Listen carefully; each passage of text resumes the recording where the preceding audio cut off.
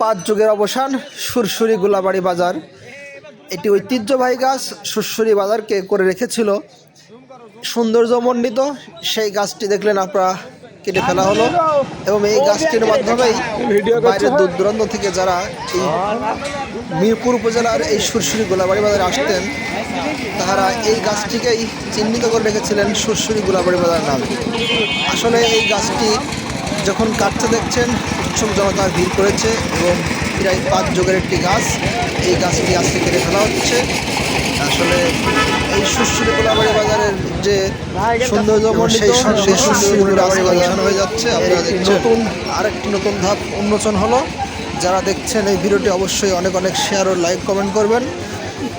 এই গাছটি কাটা হলো, এখানে একটি নতুন বিল্ডিং ভবন করা হবে। এই বিল্ডিং ভবন করা হলে পরেই এখানে একটি নতুন আরেকটি যাত্রা হবে, নতুন আরেকটি সুরসুরি গোলাবাড়ি বাজারের উন্মোচন হবে। কিন্তু আগের সেই রূপ আর কখনো দেখা যাবে না। এই মাত্র গাছটি পড়ে গেল, দেখলেন কীভাবে কত কষ্টের কত অনেক বয়সের যে গাছ, সেই গাছটি আজকে পড়ে গেল।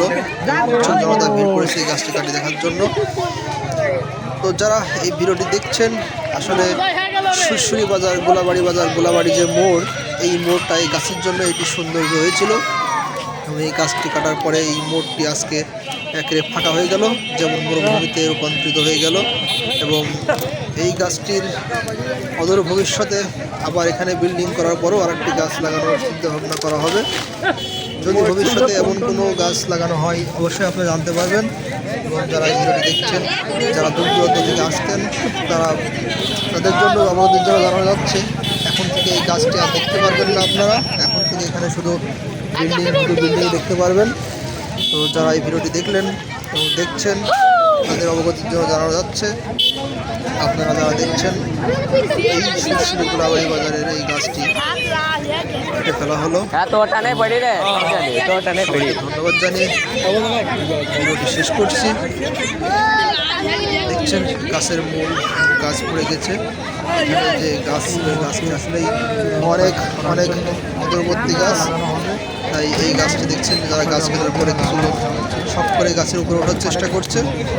এই গাছটি দেখছেন গাছের মধ্যে ওঠার চেষ্টা করেছে, আগে থেকে গাছে উঠতে পারেনি, এখন ওঠার চেষ্টা করছে। তো যারা যারা এই ভিডিওটি দেখলেন অবশ্যই এই ভিডিওটি শেয়ার করে টাইম রেখে দেবেন, যেন এই ভবিষ্যতে এই গাছটি বাসা করে রাখা আপনাদের। সবাইকে ধন্যবাদ, শেষ করছি। আসসালামু আলাইকুম।